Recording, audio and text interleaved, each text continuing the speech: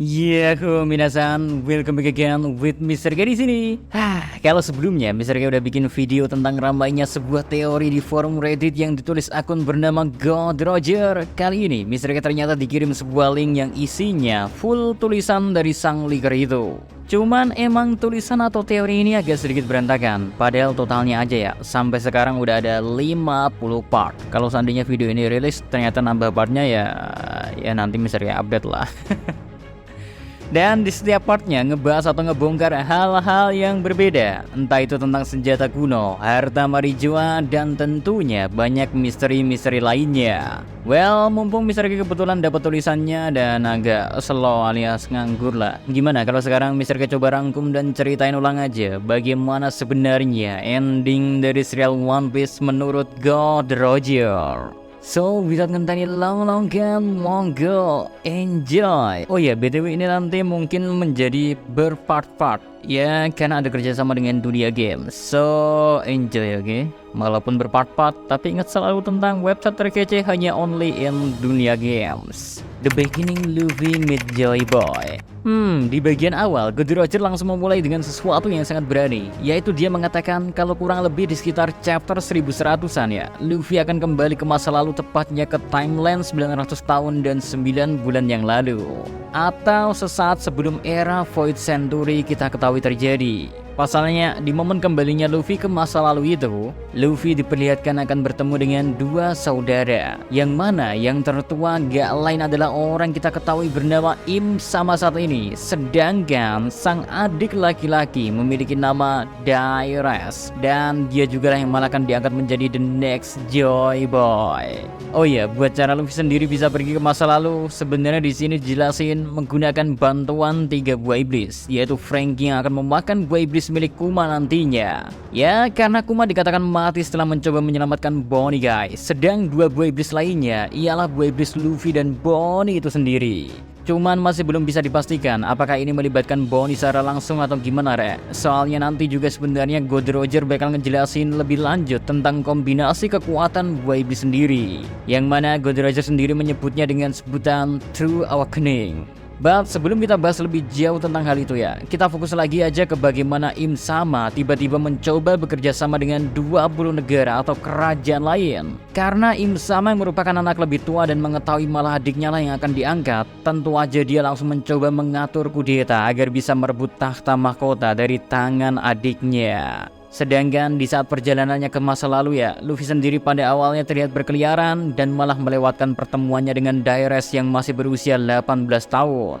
Di momen itu Dairas diperlihatkan sedang mencoba menangkap kupu-kupu yang sangat langka. Lalu dari surat yang diperlihatin, keduanya baik Luffy dan Dairas memiliki penampilan yang terlihat sangat mirip.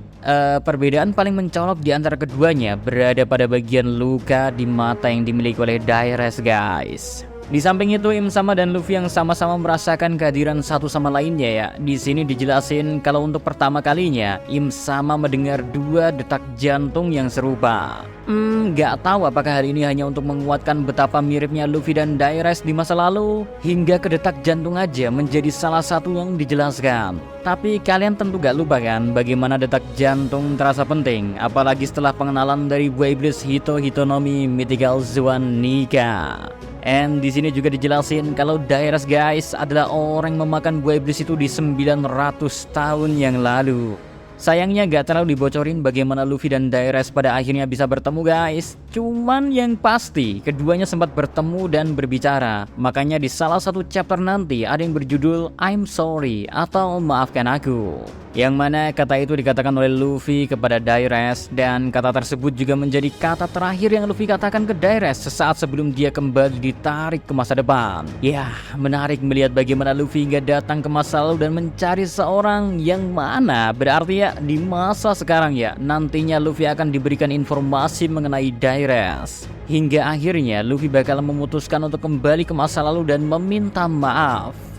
Satu lagi menarik dari perjalanan Luffy kembali ke masa lalu ialah bagaimana Luffy mengenakan sebuah helm yang serupa dengan robot penjaga istana. Akan tetapi helm itu terjatuh sesaat dia akan kembali ke masa depan. Makanya topi jerami yang dibawa oleh Luffy dan asalnya disembunyikan di balik helm itu ya, akhirnya terlihat oleh Im Sama, padahal Im Sama sendiri sama sekali gak melihat muka dari Luffy.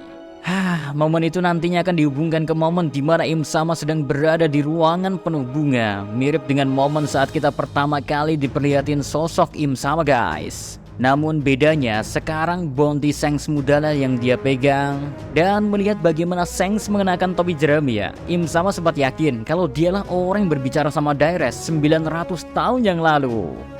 Sudah mulai nangkepkah arah storytelling God Roger? Kalau belum santai saja Rek, seduh kopi lagi atau susu Anda, jangan susu yang lain ya. Woi, kamu ngapain itu? Karena ini baru secuil pembukaan. The Ancient Kingdom is so big.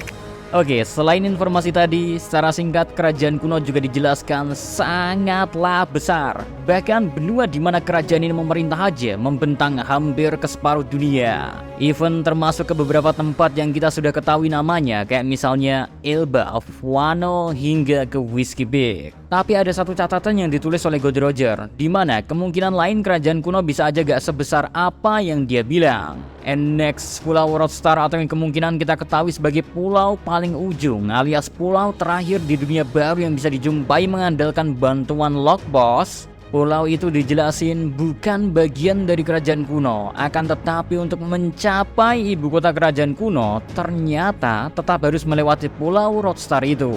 So far ngelihat informasi ini luas banget ya, ternyata Ancient Kingdom, True Awakening, and Elbaf.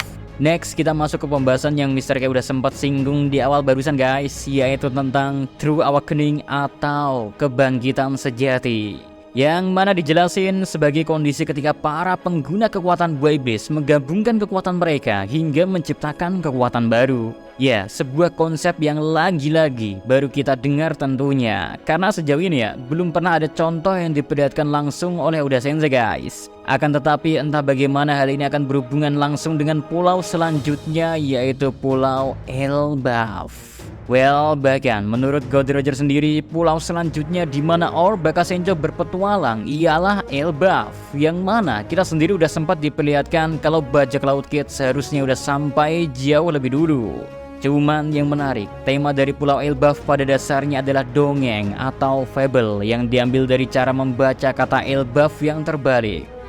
Mr. K jadi keinget jauh-jauh hari dari sebelum thread ini muncul ya. Teori mengatakan kata Elbaf diambil dari kata fable yang dibalik emang udah ramai sebelumnya. Makanya mungkin hal ini gak terlalu terdengar asing. Akan tetapi menurut God Roger gak banyak pertarungan yang akan terjadi di mini arc Elbaf ini.